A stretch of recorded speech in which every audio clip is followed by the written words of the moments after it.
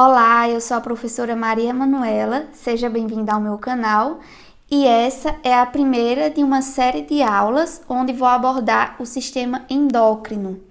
Aqui a abordagem vai ser em relação aos seus aspectos anatômicos e fisiológicos.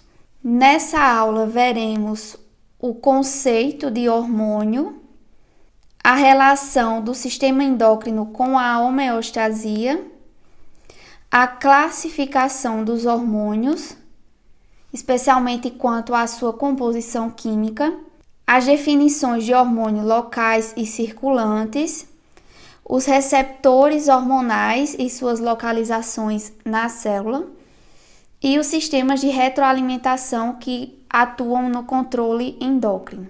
A disciplina de fisiologia explica como funciona o corpo humano, ou pelo menos tenta fazer isso. E para isso, ela divide todo o nosso corpo em sistemas. Então, a gente tem o sistema respiratório, que aqui foi representado pelos pulmões, sistema digestório, sistema circulatório, enfim. Quando a gente vai estudar como os processos fisiológicos ocorrem, a gente estuda um por vez. Só que na realidade, está acontecendo tudo ao mesmo tempo. Vou dar aqui um exemplo para vocês. No sistema respiratório, ocorrem as trocas gasosas entre oxigênio e CO2. Essas trocas ocorrem para que esses gases sejam transportados para todo o nosso corpo. O oxigênio para oxigenar os tecidos e o CO2 para ser eliminado. Isso vai ser possível através da corrente sanguínea. Então, as trocas gasosas que ocorrem no sistema respiratório, a gente estuda quando está estudando a fisiologia do sistema respiratório. Mas como esses gases são transportados no sangue, se são associados à hemoglobina ou são transportados de forma livre, a gente só estuda quando está estudando o sistema circulatório. Só que esses processos são contínuos, porque esses órgãos estão relacionados. Eles não trabalham sozinhos, eles trabalham em conjunto. E dentre esses órgãos, a gente tem dois, que são os sistemas nervoso e endócrino, que trabalham juntos, controlando e coordenando as funções de todos os outros órgãos do nosso corpo. Essa parceria é tão significativa e importante que os livros trazem ela nomeada como mecanismos neuroendócrinos.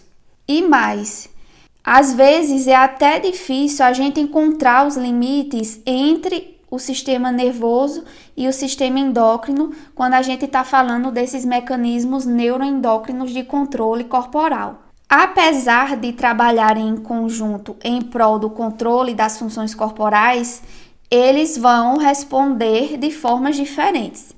A forma como a informação é passada no sistema nervoso é diferente de como é passada no sistema endócrino. No sistema nervoso, a informação é passada através de sinapses, de impulsos elétricos ou a partir da liberação de neurotransmissores. E aí, essa resposta é extremamente rápida. Já no sistema endócrino, o controle é feito a partir de moléculas que são transportadas através da corrente sanguínea. Essas moléculas são os hormônios e esse transporte é demorado. Dependendo do hormônio que estivermos falando, a ação final dele pode demorar meses para ser executada. E nós temos ainda um outro detalhe aqui. Mesmo trabalhando juntos, o sistema endócrino, ele é subordinado ao sistema nervoso. E nessa imagem a gente percebe o elo entre essa subordinação, que é justamente o hipotálamo e a hipófise. O hipotálamo produz neurohormônios, que são transportados a partir da corrente sanguínea para a adenohipófise, que é uma parte da hipófise. E aqui, esses neurohormônios vão controlar a secreção dessa glândula, estimulando ou não a sua síntese e liberação de hormônios. Mas o que é o sistema endócrino? Ele é definido como um conjunto de células, glândulas e mensageiros que regulam a atividade de células tecidos e órgãos do nosso corpo. Com isso, ele executa uma série de funções, que pode ser até, de certa forma, ousado da minha parte elencar essas funções em 3 tópicos. Mas de forma bem ampla, são essas as funções do sistema endócrino: garantir a reprodução, promover o crescimento e desenvolvimento e garantir a homeostasia.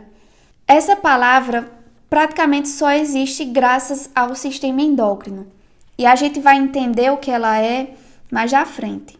Então, de maneira bem resumida, o sistema endócrino atua produzindo moléculas sinalizadoras, que são os hormônios. Essas moléculas podem ser produzidas por células endócrinas ou por glândulas endócrinas, e a função dela é levar uma informação para um tecido-alvo. Esse tecido-alvo geralmente está distante do local onde o hormônio é produzido. Só que a gente tem também casos de regulação hormonal local, onde a gente tem sinalizações autócrinas e parácrinas, mas isso é um assunto para o final da aula. A palavra hormônio vem do grego e significa colocar em movimento. Então, essa informação vai ser enviada até o tecido-alvo e o transportador dessa molécula vai ser o sangue.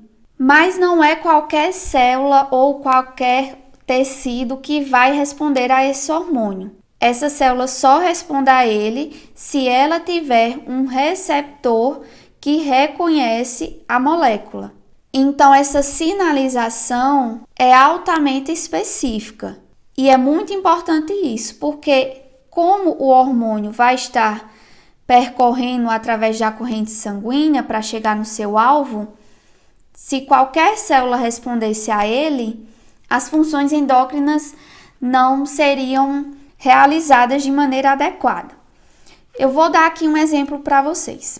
No ciclo ovariano, que dura mais ou menos 28 dias em média, existe um momento que geralmente é na metade do ciclo, que é a ovulação. Essa ovulação ocorre no ovário e é estimulada por um hormônio que é liberado na hipófise. Aí eu pergunto para vocês, como é que esse hormônio vai enviar a informação para o ovário que ele precisa ovular naquele momento? Vai mandar um WhatsApp? Vai mandar um direct no Instagram? Não. A hipófise vai liberar esse hormônio, que é o hormônio luteinizante, na corrente sanguínea, e ele vai, através da corrente sanguínea, alcançar o seu tecido-alvo, que são os ovários, e aí os ovários vão responder a esse estímulo, provocando a ovulação. Só que, como a gente viu lá no começo, a informação que os hormônios carregam demora um certo tempo para serem processadas, ao contrário do sistema nervoso. Nesse caso, o tempo é 24 horas. Então, se a mulher vai ovular no dia X, 24 horas antes, a hipófise precisa liberar o LH e aí vai ser um pico, a concentração desse hormônio aumenta muito no sangue e após as 24 horas, o resultado final é obtido, que é a ovulação. A origem embrionária das glândulas endócrinas é do tecido epitelial. Mas nós não temos apenas glândulas endócrinas, nós temos também as glândulas exócrinas e as glândulas mistas, que são aquelas que têm uma parte exócrina e uma parte endócrina. Um exemplo de glândula mista é o pâncreas. Durante a formação dessas glândulas, o epitélio que vai originá-la vai crescer em direção ao tecido conjuntivo, vai proliferar suas células e pode ter 2 caminhos. No primeiro, a glândula é formada e a comunicação dela com o epitélio que a originou não é perdida, e aí a gente tem a formação de uma glândula exócrina. No segundo caso, a comunicação com o epitélio que a originou é perdida. E por esse motivo, a forma de secreção desses dois tipos de glândula é diferente. Na glândula exócrina, a secreção passa através de seu ducto e no caso da glândula endócrina, a sua secreção vai ser liberada ou no tecido conjuntivo ou na corrente sanguínea. Nosso foco aqui vai ser nas glândulas endócrinas, com exceção do pâncreas, que é uma glândula mista. Agora falando sobre ele, o hormônio, a molécula sinalizadora, a que vai enviar a informação para o tecido-alvo. Existem várias características dos hormônios que diferem entre essas moléculas, especialmente quanto à composição química do hormônio. Mas antes de falar sobre essa composição química, vamos falar sobre essas características que estão elencadas aqui. A primeira é a duração da ação, que pode ocorrer em poucos minutos, como é o caso das catecolaminas, ou pode durar dias e até meses, como é o caso do hormônio do crescimento. A segunda é a concentração no sangue, que de forma geral os hormônios não precisam estar presentes em grandes quantidades para exercer sua função. Uma pequena quantidade já é suficiente, porque essa informação inicial ela é amplificada. O controle da secreção, que aqui pode ser feito de diversas maneiras, pode haver um estímulo externo que estimula um hormônio a ser secretado. Nós podemos ter um outro hormônio estimulando a liberação de um segundo hormônio. Nós podemos ter as concentrações de algumas substâncias presentes no sangue que vão estimular essa secreção. Então, essas formas são diversas. Existem os controles por meio de feedback positivo e negativo. E isso aí a gente vai ver no final da aula. As variações na secreção também. As secreções hormonais não necessariamente ocorrem de forma contínua. Na verdade, na maioria dos casos, ocorrem picos de secreção, como por exemplo o LH, que ocorre um pico da sua secreção na metade do ciclo ovariano. Existem picos de secreções diárias também, como por exemplo o hormônio do crescimento, que tem um pico de secreção durante o sono profundo. Então, as variações elas são comuns na secreção desses hormônios. O transporte desse hormônio na corrente sanguínea, que pode ser na forma livre ou associada a uma proteína de transporte. Isso vai depender da composição química do hormônio. E por último, a depuração, que é a forma como o hormônio vai ser eliminado do sangue. E a composição química da molécula também vai atuar nesse quesito. Agora vamos falar sobre a homeostasia, que é a regulação do meio interno corporal. Esse conceito foi trazido inicialmente em meados de 1860 por um médico fisiologista que foi o Claude Bernard. Ele criou esse conceito após perceber a estabilidade de algumas funções fisiológicas, por exemplo, a temperatura corporal. Porém, o termo, a palavra homeostasia, só foi criada anos depois por um outro fisiologista, que foi o Walter Cannon. A nossa temperatura corporal gira em torno de 36,5 graus em média. Só que ao longo do dia, ela varia em uma faixa que vai do 36 aos 38 graus em condições normais. E durante a noite, os valores são mais baixos. Mas isso não quer dizer que a pessoa está com hipotermia, porque mesmo estando mais baixo do que durante o dia, a temperatura está dentro de uma faixa de valores que são considerados normais. Esse é apenas um exemplo. Nós temos também a pressão sanguínea sistólica, que percorre uma faixa de normalidade, e até a secreção hormonal também. Aqui nós temos o exemplo da secreção, dos picos de secreção do hormônio do crescimento durante o dia. Então, para consolidar bem o que é a homeostasia, vamos imaginar que nós temos um organismo em homeostasia que sofre alterações externas ou internas. E essas alterações vão levar à perda da homeostasia e o organismo vai tentar compensar. Se ocorrer uma falha na compensação, o resultado vai ser uma doença ou enfermidade. Se o organismo obtiver sucesso, nós temos como resultado a saúde. Então, o corpo vai tentar manter o nosso organismo em equilíbrio. Alterações externas e internas ocorrem o tempo inteiro, mas o corpo vai trabalhar com o objetivo de alcançar a saúde. E o sistema endócrino é muito importante nesses processos para alcançar a homeostasia. Por isso que eu disse a vocês que a homeostasia ela só existe graças ao sistema endócrino. Na verdade, não é só graças a ele, mas ele tem uma importância imensa. Como eu disse a vocês, os hormônios são classificados de diversas formas. A mais significativa aqui para a gente vai ser quanto aos seus precursores, a sua composição química. E aí eles podem ser classificados dentro desse critério em 3 tipos.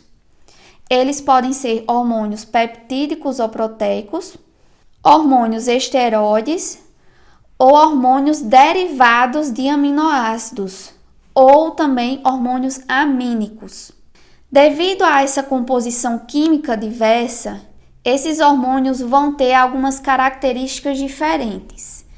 E eu trouxe aqui de forma resumida essas características que diferem os hormônios. Elas são a solubilidade, então tem alguns hormônios que são solúveis em água e outros não. E isso faz com que alguns desses hormônios sejam transportados no sangue de forma livre ou associados a proteínas de transporte. No caso, os hormônios lipofílicos são aqueles que são transportados na corrente sanguínea por meio de proteínas de transporte e isso, consequentemente, aumenta sua meia-vida. Nós temos também a questão da localização do receptor na sua célula-alvo, que pode ser na membrana, no citoplasma ou no núcleo. E todas essas características nós vamos ver agora em detalhes. Então, começando com os hormônios peptídicos ou proteicos, que são os hormônios mais numerosos do nosso corpo. Aqui eu vou me referir a ambos, peptídicos e proteicos, apenas como peptídicos. Mas saibam que aqui a gente tem também hormônios proteicos. Eles possuem um tamanho variável, que vai desde uma molécula com 3 aminoácidos, que é o hormônio liberador de tireotropina, até um hormônio com 199 aminoácidos, que é o exemplo da prolactina. Esses hormônios são sintetizados no retículo endoplasmático rugoso, assim como outras proteínas, e eles são sintetizados na forma de moléculas maiores biologicamente inativas, que são os pré-prohormônios. Essa molécula é produzida novamente no retículo endoplasmático rugoso a partir de um RNA mensageiro e ela vai ser formada por uma sequência sinal, o hormônio na sua forma ativa e por fragmentos peptídicos que podem ou não ter outras funções. A primeira etapa durante esse processo para a formação do hormônio ativo vai ser a remoção da sequência sinal do pré-prohormônio e aí a gente vai ter o prohormônio. Essa molécula vai ser encaminhada a partir de uma vesícula até o aparelho de Golgi e aqui ela vai receber enzimas que vão quebrar e separar o hormônio ativo dos demais fragmentos peptídicos. A vesícula contendo essas moléculas vão permanecer armazenadas na célula e vão ser liberadas quando estimuladas. Geralmente a liberação é dependente de sinal de cálcio e ela ocorre a partir da exocitose da vesícula, liberando tanto o hormônio ativo como os fragmentos peptídicos. Essa molécula vai percorrer a corrente sanguínea até chegar ao tecido-alvo de forma livre, pois é hidrossolúvel e, pelo mesmo motivo, tem uma meia-vida curta. Quando chega na sua célula-alvo, esse hormônio vai se ligar a receptores presentes na membrana plasmática, porque a proteína não consegue difundir-se de forma livre na membrana plasmática, porque ela é hidrossolúvel, e então ela precisa de um receptor na membrana para poder se ligar.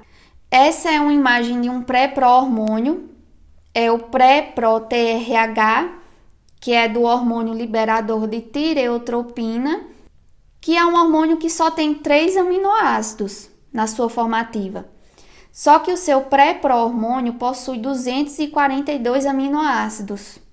Ele é formado por uma sequência sinal, por fragmentos peptídicos e por 3 moléculas do hormônio ativo. Os hormônios esteroides são hormônios derivados do colesterol e são poucos os tecidos corporais que são capazes de produzir esses hormônios. Dentre eles, nós temos a glândula suprarrenal, as gônadas, que são ovários e testículos, e a placenta nas mulheres grávidas.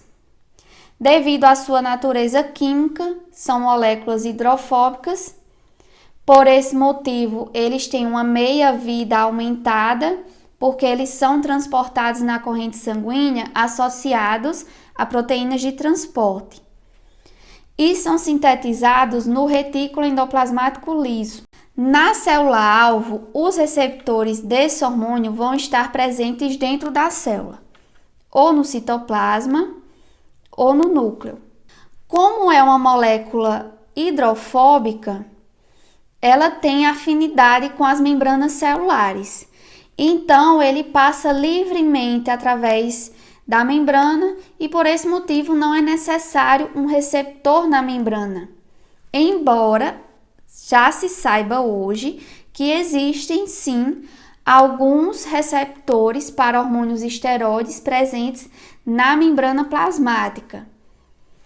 E os receptores presentes nessa região da célula são receptores que vão agir de forma rápida. Então, todo hormônio que tem um receptor na membrana plasmática tem uma resposta mais rápida. Porque se a resposta for a nível intracelular, a informação que chega do hormônio vai ser a nível de expressão gênica. E isso faz com que a resposta inicial demore um pouco para acontecer. Hormônios esteroides são produzidos sob demanda, porque não é possível armazenar essas moléculas dentro da célula, porque eles se difundem facilmente através das membranas plasmáticas.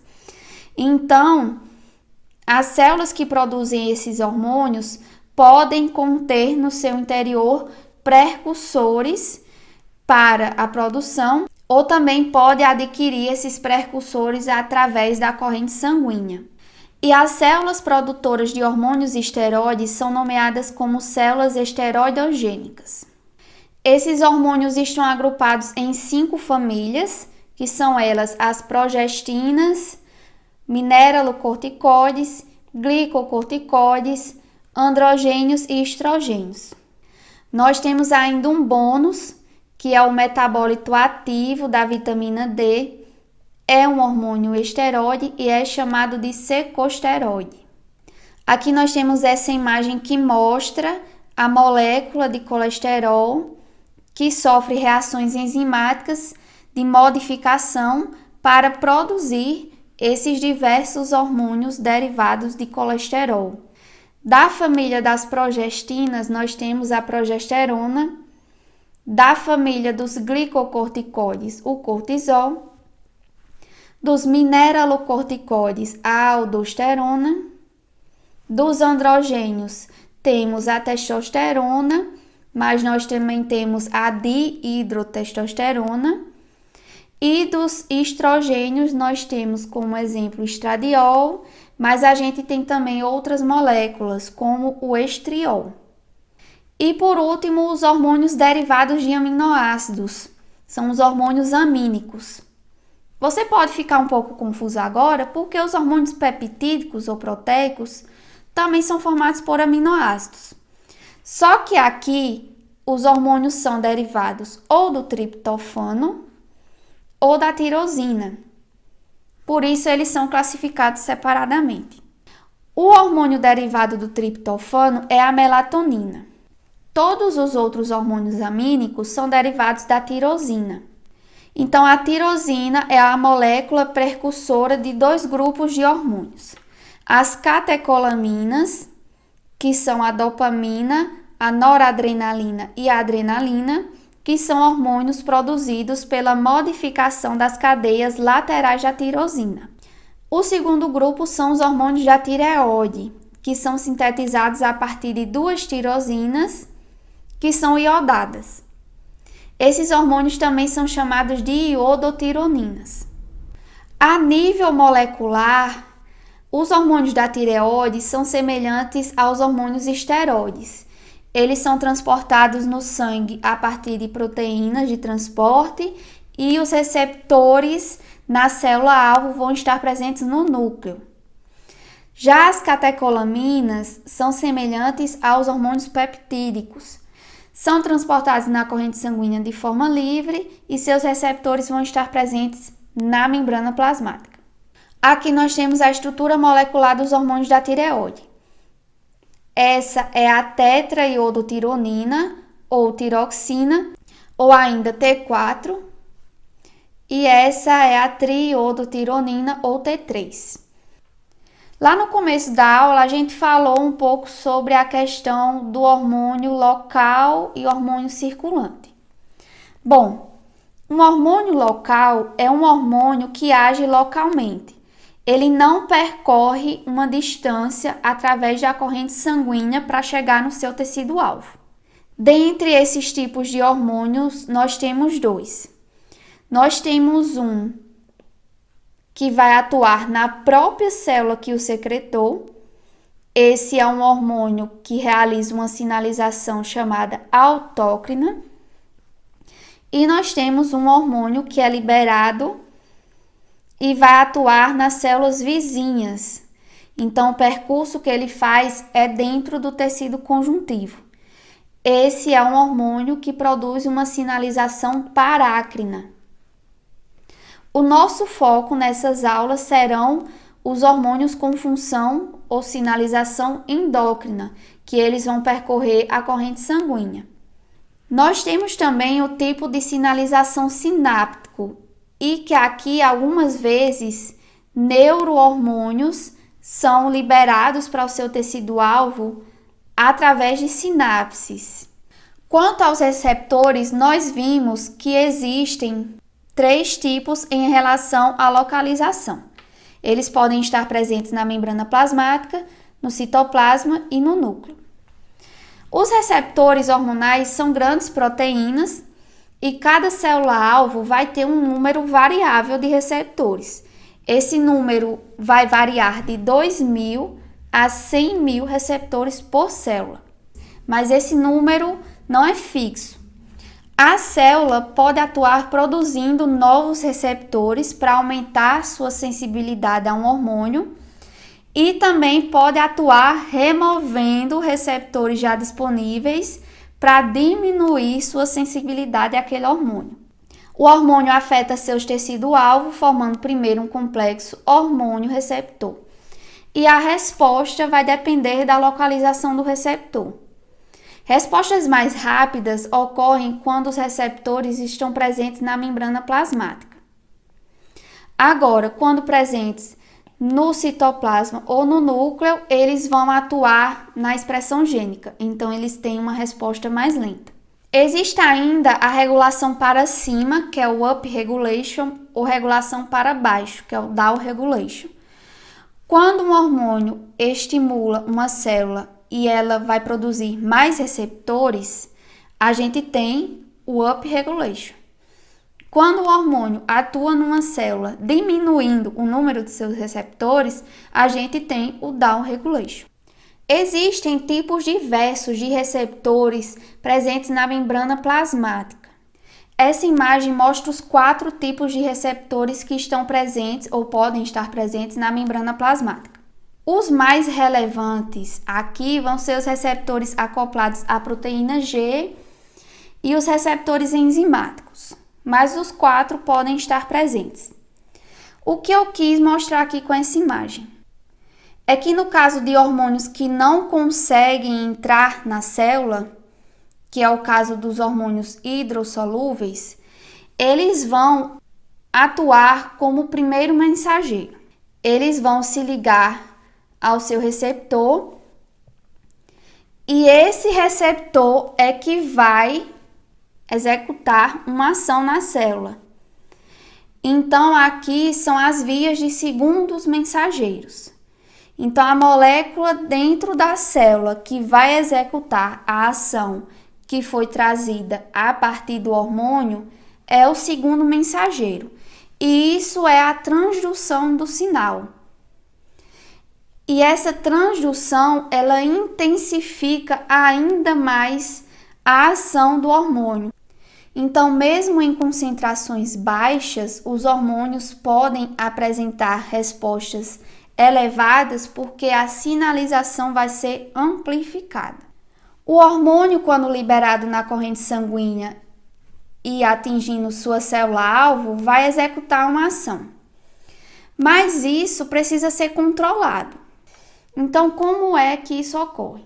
Existe um estímulo inicial que vai promover a liberação do hormônio. Esse hormônio vai desencadear uma resposta. E essa resposta diminui o estímulo. E a diminuição do estímulo vai fazer com que o hormônio pare de ser secretado.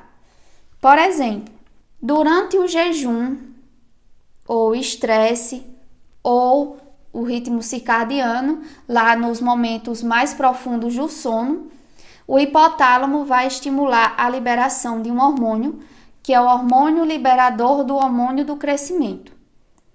Esse hormônio vai agir na adenohipófise, estimulando a liberação do hormônio do crescimento. E aí esse hormônio vai alcançar o fígado e outros tecidos e vai executar sua ação. Durante o jejum, por exemplo, ele vai atuar aumentando os níveis de glicose no sangue. E os níveis de glicose sanguínea aumentados vão fazer com que o estímulo para a liberação do GHRH cesse. Então, qual a função do hormônio? Resolver aquela situação. Qual é a situação? O jejum. Esse tipo de feedback é para manter o corpo em equilíbrio, para manter a homeostasia. Mas nós temos também o feedback positivo. Esse é um mecanismo de retroalimentação pouco comum no nosso corpo e só acontece em 2 momentos. Um deles é o parto. Então, de forma geral, o feedback positivo ocorre da seguinte forma: existe um estímulo inicial que desencadeia uma resposta e essa resposta aumenta o estímulo. E o aumento do estímulo aumenta a resposta. E esse ciclo só é encerrado se um fator externo ocorrer. Um deles é o parto e o outro é a ovulação. Então, no exemplo do parto, no início do trabalho do parto, o bebê desce em direção à cervice e isso faz com que ocorra o estiramento. O estiramento da cervice estimula a secreção de ocitocina lá na neurohipófise. A ocitocina vai atuar no útero, contraindo esse órgão, e essas contrações vão empurrar o bebê contra a cervice, que vai causar mais estiramento, que vai causar mais liberação de ocitocina. Então, é um ciclo que só se encerra com um fator externo. No caso, o nascimento do bebê. Então, essa foi a nossa aula de introdução ao sistema endócrino. As imagens utilizadas na aula foram retiradas desses 3 livros e espero que vocês tenham entendido o conteúdo. E se você quiser o material dessa aula, você pode acessar o link que está aqui na descrição do vídeo, que você vai ser redirecionado para o meu perfil do Passei Direto. Lá vocês vão encontrar também outros materiais. Então é isso, nos vemos em uma próxima aula.